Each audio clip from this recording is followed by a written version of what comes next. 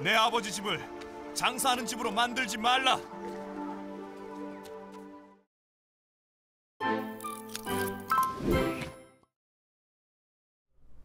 안녕하십니까?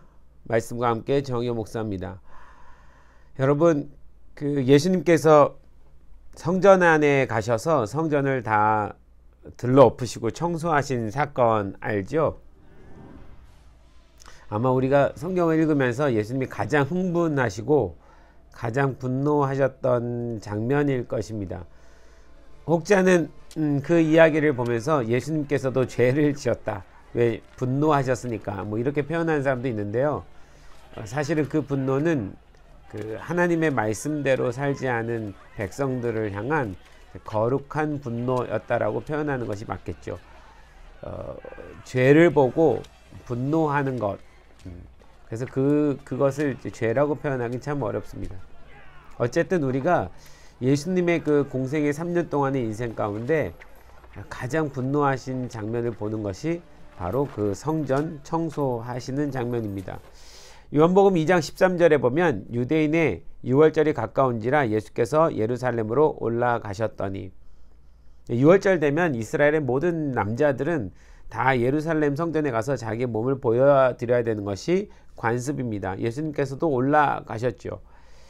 그런데 예수님께서 성전 안에서 소와 양과 비둘기 파는 사람들과 돈 바꾸는 사람들이 앉아있는 것을 보시고 노끈으로 채찍을 만드사 양과 소를 다 성전에서 내쫓으시고 돈 바꾸는 사람들의 돈을 쏟으시며 상을 엎으시고 비둘기 파는 사람들에게 이르시되 이것을 여기서 가져가라. 내 아버지의 집으로 장사하는 집을 만들지 말라 하시니, 예수님은 왜 분노하셨을까요? 그리고 사람들은 왜 거기서 양과 소를 팔고 장사하고 있었던 것일까요? 성전이 누구보다 거룩한 곳임을 잘 아는 유대인들인데 왜 거기서 그들은 그렇게 돈을 바꾸고 양과 소를 파는 일을 하게 되었을까요?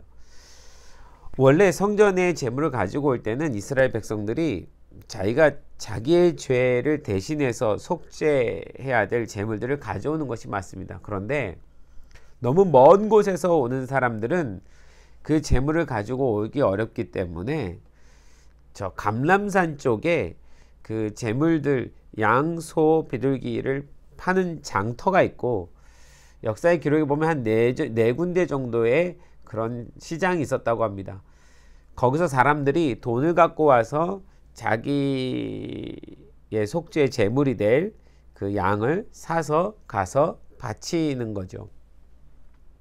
그런데 어떤 이유에서인지 이 양과 소와 돈을 바꾸는 환전상이 있는 그 장터가 아니라 예루살렘 성전 뜰 안에 들어와서 그 일들을 사람들이 하게 되었던 것입니다. 역사적인 기록을 보면 대제사장 가야바 때에 그 대제사장 가야바가 그 환전상들과 그 다음에 양소 비둘기를 파는 자들이 성전 뜰에 와서 팔 수 있도록 허락했다라는 기록이 있습니다. 아마 자릿세를 주었던 것 같아요. 그래서 자릿세를 받아서 먹은 것 같은데, 사실 대제사장이 해야 될 일이 아닙니다.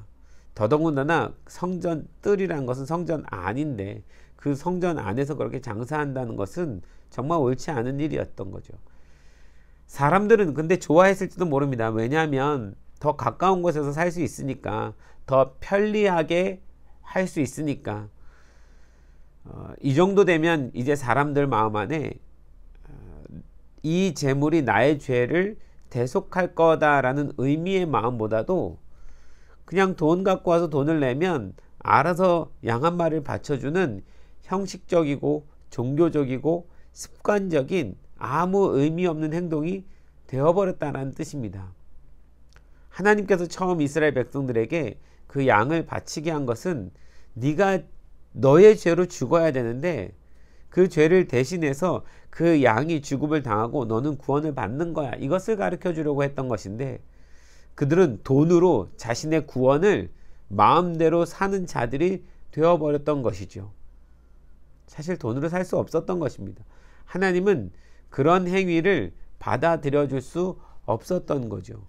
예수님께서 그 모습을 보시고 화를 내셨던 것은 바로 그 하나님 마음을 대변하신 것입니다. 내 아버지의 집이거늘 너희가 어떻게 장사하는 집을 만들었느냐. 여기서 장사라는 단어가 나오는데요. 이 장사라는 단어가 엠포리온이라는 단어입니다. 신약 성경에 이 요한복음에서 딱 한 번 기록이 되었더라고요. 이 엠포리온은 히브리어로 번역할 때 두 가지 단어로 번역을 한다고 합니다. 70인역에서 얘기가 하는데, 하나는 지나라는 단어로 가늠하다, 매춘부가 되다 라는 의미의 음행을 행하다로 번역이 되고, 또 다른 하나는 라칼이라는 단어로 통상하는 자, 그러니까 물건을 교역하는 자라는 의미로 번역되었다고 합니다. 예수님께서 여기서 장사하는 집을 만들지 말라, 실제로는 물건을 파는 통상적인 일들을 얘기하는 것 같지만, 이 엠포리온이란 단어가 지나라는 단어로 번역될 때에는 음행을 행하다라고 했잖아요. 그러니까 예수님은 너희가 지금 우상 숭배를 하고 있는 것이다, 너희가 음행을 행하는 것이다 라고 표현한 것과 다르지 않습니다.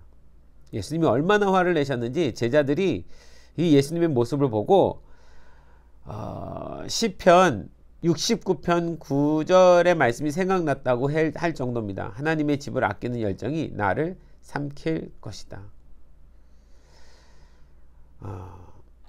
이제 더 이상 성전은 하나님의 집이 아니었습니다.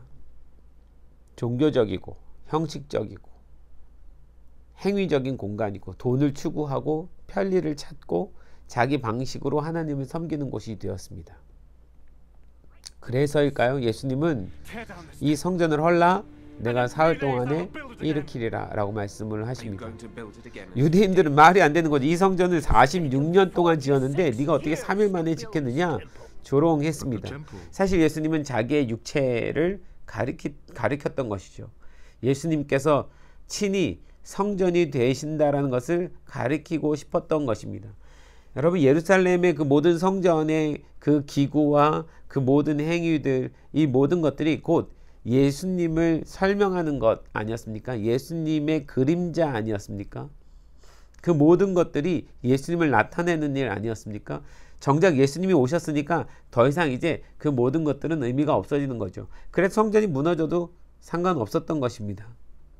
그런데 예수님의 이 말씀 때문에 유대인들은 예수님을 성전 모독죄, 감히 성전이 무너져야 된다라고 말했던 성전 모독죄로 걸어서 예수님을 십자가에 못 박게 되는 사건이 되죠.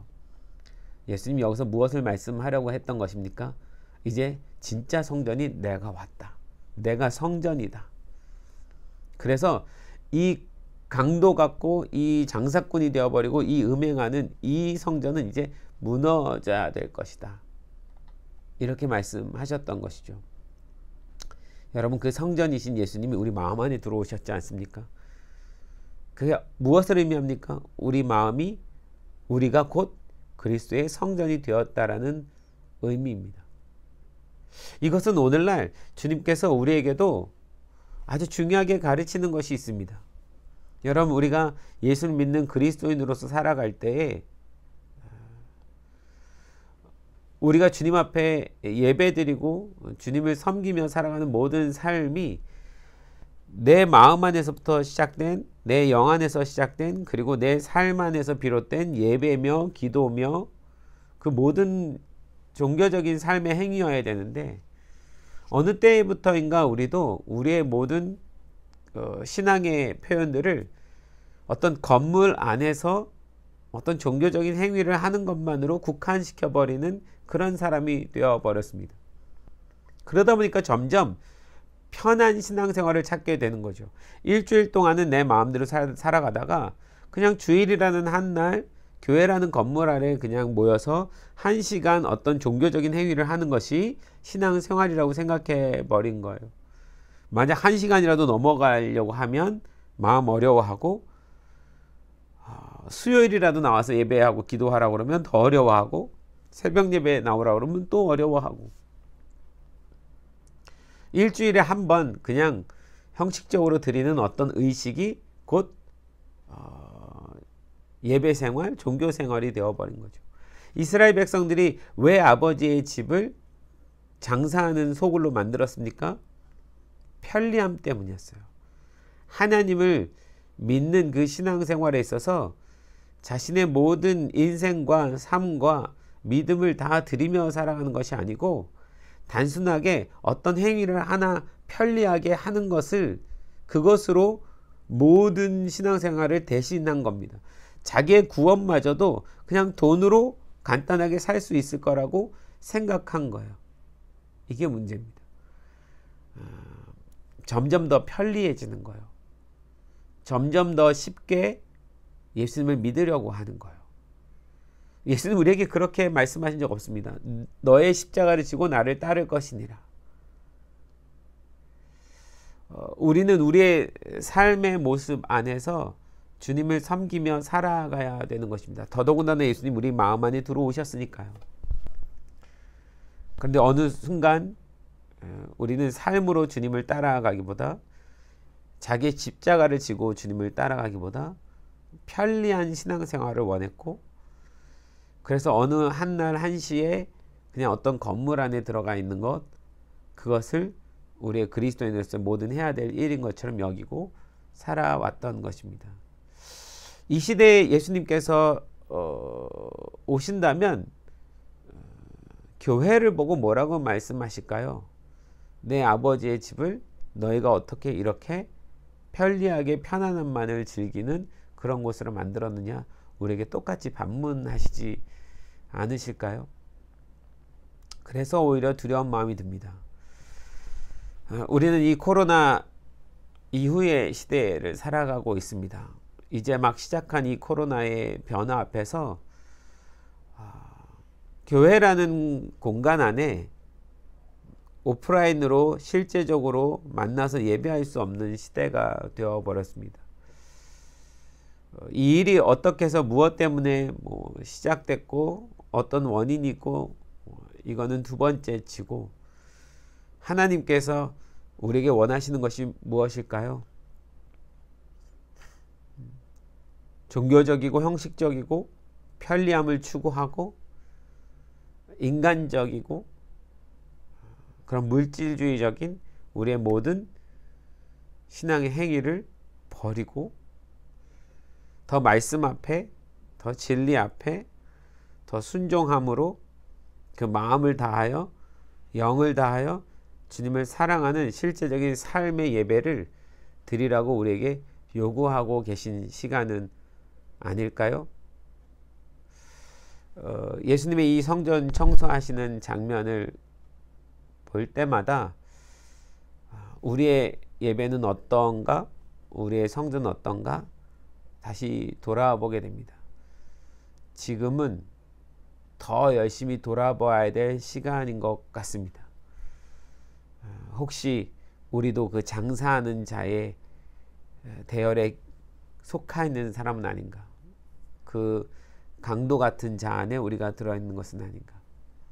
사실 예수님이 이 성전 뜰에서 장사하는 자들을 보고 화가 났던 또 하나의 아주 중요한 이유는 그 성전 뜰이 이방인의 뜰이었기 때문에 그렇습니다. 이방인들이 와서 하나님을 경배할 수 있는 유일한 장소였는데 그 장소를 대제사장이 빼앗아 버린 거죠. 그리고 그곳을 장사하는 터로 만들었습니다. 이제 이방인들이 주님께 나와서 주님께 경배할 수 있는 곳이 없어져 버린 것이죠. 하나님의 큰 뜻은 유대인을 들어서서 그들에게 복음을 먼저 주시고 그들을 통해서 열방의 복음을 증거하는 것인데 그래서 예수님이 이방의 빛으로 오셨는데 그 이방의 빛의 복음을 빼앗아 버린 자들이 유대인들이 되었던 것이죠. 오늘날 우리가 어떤 이유든 누군가에게 복음을 전하는 일을 멈춰버린다면 나는 구원받고 나는 주님 안에서 살아가는 자인데 누군가 구원받고 누군가 예수님 안에서 자유를 누리는 것에 대해서 관심을 잃어버리고 살아가는 자들이라면 이스라엘 백성들처럼 그 이방인의 뜰, 성전 뜰에 장사하는 자들과 다를 바가 없는 것입니다. 그래서 여러분 우리가 끝까지 누군가가 주님께 돌아올 수 있는 그 성전의 뜰을 열어놓고 그들이 주님 앞에 돌아올 수 있도록 간구하고 수고하는 자들이 되어야 될 것입니다. 그래서 아버지의 집이 되게 하고 그 성전들이 이방인의 뜰이 주님을 섬기는 자들로 가득 찰 수 있게 하는 것, 그것이 주님께서 우리에게 원하시는 소망이라고 믿습니다. 이제 우리도 변화되어야 될 것 같습니다. 교회도 변화되어야 될 것 같습니다. 진정한 예배가 회복되고 그 안에서 진정한 교회가 회복되고 진정한 성전이 회복되는, 특별히 우리 안에 거하시는 예수님의 성전이 회복되는 그런 여러분 되시기를 소망합니다.